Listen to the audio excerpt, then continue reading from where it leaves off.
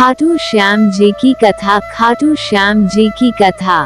जय श्री श्याम। आइए पढ़ते हैं खाटू श्याम बाबा की कथा। खाटू श्याम बाबा की कथा श्री मंदिर पर। भारत के सबसे प्रसिद्ध कृष्ण मंदिरों में से एक खाटू श्याम जी का मंदिर मुख्य रूप से बर्बरीक नामक महाभारत के दानव को समर्पित है। इसलिए खाटू श्याम जी की जीवन कथा की शुरुआत महाभारत से शुरू होती है। आपको बता दें कि पहले खाटू श्याम जी का नाम बर्बरीक था। वे बलवान गदाधारी भीम और नागकन्या मौरवी के पुत्र थे। बचपन से ही उनमें वीर योद्धा बनने के सभी गुण थे। उन्होंने युद्ध करने की कला अपनी मां और श्री कृष्ण से सीखी थी। उन्होंने भगवान शिव की घोर तपस्या करके 3 बाण प्राप्त किए। ये तीनों बाण उन्हें तीनों लोकों में विजयी बनाने के लिए काफी थे। एक बार जब उन्हें पता चला कि कौरवों और पांडवों के बीच युद्ध होने वाला है, तो उन्होंने भी युद्ध में शामिल होने की इच्छा जताई। इसके लिए जब वे अपनी मां के पास आशीर्वाद लेने पहुंचे तो उन्होंने हारे हुए पक्ष की ओर से युद्ध लड़ने का वचन दिया। जब उन्हें बर्बरीक के इस वचन का पता चला तो वे ब्राह्मण का रूप धारण कर उनका मजाक उड़ाने लगे और कहने लगे कि वे 3 बाण से क्या युद्ध लड़ेंगे। तब बर्बरीक ने कहा कि उनका एक बाण ही शत्रु सेना को मारने के लिए काफी है। ऐसे में अगर उन्होंने 3 तीरों का इस्तेमाल किया तो ब्रह्मांड का विनाश हो जाएगा।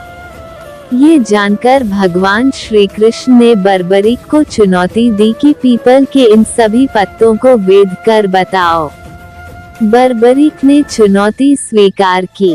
उनकी परीक्षा लेने के लिए श्री कृष्ण ने एक पत्ती अपने पैरों के नीचे दबा ली। बर्बरीक ने एक बाण से सभी पत्तियों पर निशान कर दिए और श्री कृष्ण के पैरों के पास चक्कर लगाने लगे और श्री कृष्ण से कहा कि एक पत्ता आपके पैर के नीचे दबा हुआ है, अपने पैर हटा लीजिए वरना आपके पैरों पर चोट लग जाएगी।